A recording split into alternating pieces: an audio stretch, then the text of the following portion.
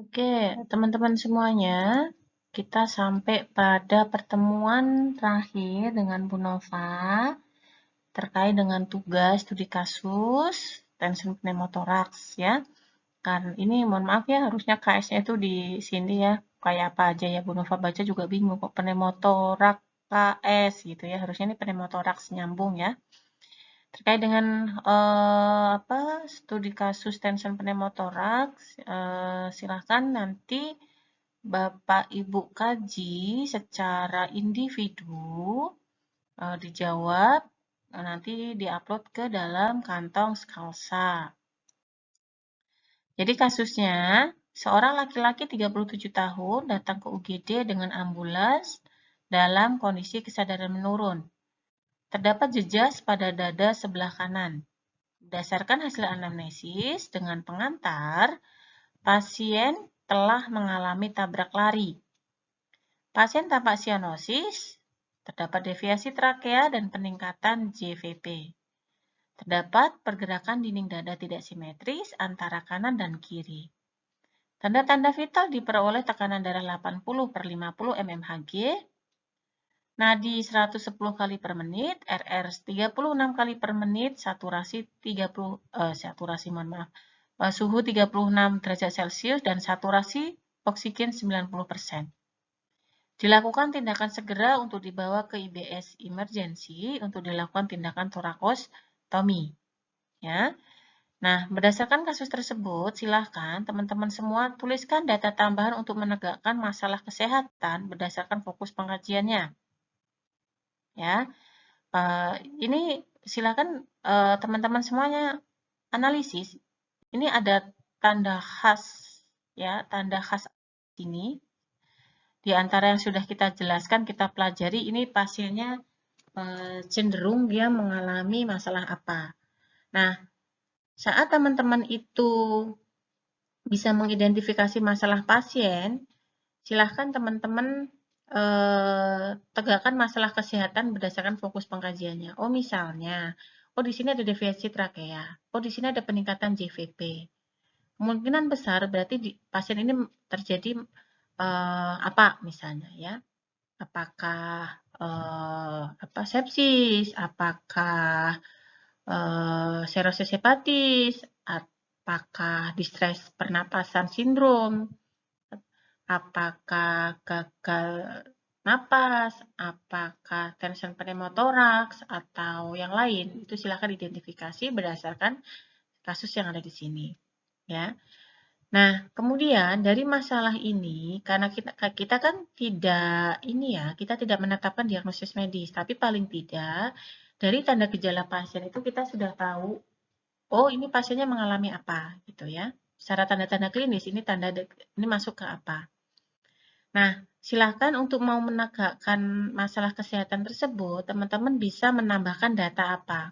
Oh, misalnya saya ini cenderung pasien ini mengalami misalnya terjadi gagal napas misalnya. Berarti data tambahan apa lagi nih yang harus saya masukkan? Nah, terus kemudian diagnosis bandingnya apa? Ya, kalau misalnya teman-teman ini mengatakan bahwa ini misalnya respiratory distress syndrome misalnya, ya, sehingga apa sih diagnosa bandingnya untuk itu? Oh, misalnya gagal napas, misalnya. Oh, misalnya misalnya kecenderungan dia juga terjadi tension pneumotoraks misalnya. Nah, ini silahkan apa diagnosis banding dari masalah yang teman-teman analisis. Nah, masalah kesehatan di sini, ini silahkan teman-teman dengan pasien seperti ini teman-teman akan mengangkat masalah kesehatan apa. Misalnya, apakah bersihan jalan napas tidak efektif? Ataukah pola napas tidak efektif? Atau bahkan teman-teman akan mengangkat,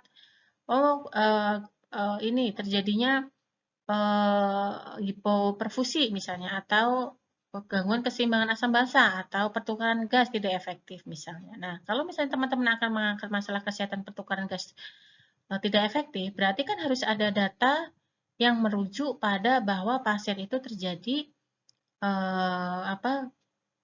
masalah dengan pertukaran gasnya. Berarti dengan Ditambahkan data apa? Oh, teman-teman mengangkat masalah misalnya berjalan nafas tidak efektif dengan data ini. Cukupkah? Merujuk ke sanakah pasien? Gitu. Kalau memang kurang ya silahkan teman-teman tambahkan. Jadi nanti dituliskan data tambahannya berupa apa. Jadi yang pertama, teman-teman harus analisis pasien ini mengalami masalah apa? Apakah sepsis, HRDS, atau gagal napas, atau tension pneumotoraks, dan lain sebagainya. Ya. Kemudian tambahkan fokus pengkajiannya apa. Kalau misalnya ada data tambahan misalnya, oh ini kok nggak ada misalnya nggak ada misalnya bunyi suara napasnya apa hipersonor kah atau peka redup sonor dan sebagainya. Silakan teman-teman tambahkan. Kalau memang itu bisa menunjang diagnosis yang nanti akan bukan diagnosis ya, karena kita tidak menetapkan diagnosa medis ya. Tapi paling tidak teman-teman tahu ya apa masalahnya yang terjadi pada pasien. Setelah itu teman-teman analisis masalahnya apa? Apakah ini pasien mengalami jalan napasnya yang tidak efektif, pola nafasnya yang tidak efektif, atau memang dia ada masalah pertukaran gas? Silahkan tambahkan, karena ini kan jelas ini pasiennya pasti dia bermasalah di pulmonalnya. Tapi pulmonal itu kan apakah di airway-nya, apakah di breathing-nya, ya, pola napasnya, atau dia memang ada masalah dengan keseimbangan asam basanya. Nah, itu yang 3 masalah yang akan bisa mengganggu pulmonal kita itu kan 3 itu. Nah, kemudian lakukan intervensi kegawat daruratannya apa? Ya, begitu Anda bayangkan ini pasien akan datang ya karena ranah dari penata anestesi itu kan tidak hanya di IBS, tapi di UGD menerima pasien juga, di ICU juga ya, karena di ruang lingkupnya di itu ya. Intervensinya apa? Nah, terus kemudian apa?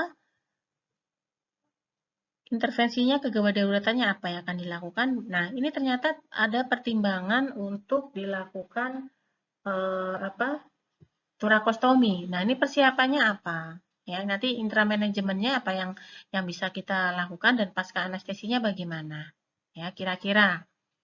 Apakah bagaimana kalau ini pasien ini kita pindah ke ICU? Berarti apa nih indikasinya pasiennya pindah ke ICU?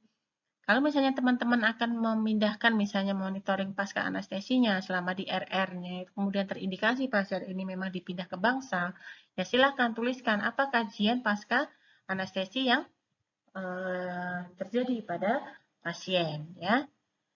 Kemudian silakan nanti tugas ini dikumpulkan melalui kantong skasa yang sudah tersedia. Silakan dalam bentuk Word. Ya, tidak boleh PDF. Tugas ini secara individu, tidak usah banyak-banyak Bapak, Ibu. Tidak usah banyak-banyak, cukup dengan analisis kata-kata Bapak, Ibu gunakan secara pribadi atau sendiri ya, gitu. Itu yang bisa Bu Nova sampaikan karena memang ada amanah untuk memberikan tugas ke teman-teman semuanya, sehingga mohon untuk bisa dikerjakan secara maksimal. Saya akhiri, terima kasih. Wassalamualaikum warahmatullahi wabarakatuh.